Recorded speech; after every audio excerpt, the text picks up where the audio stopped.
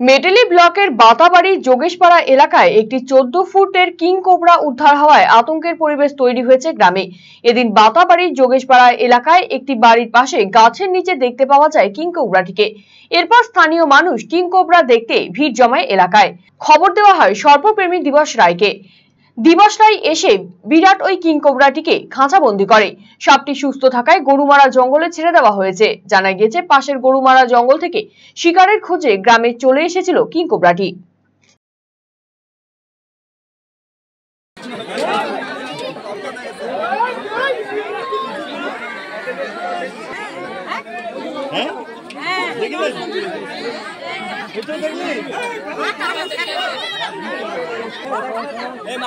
মাথাটাই main আরে সব জানেই না।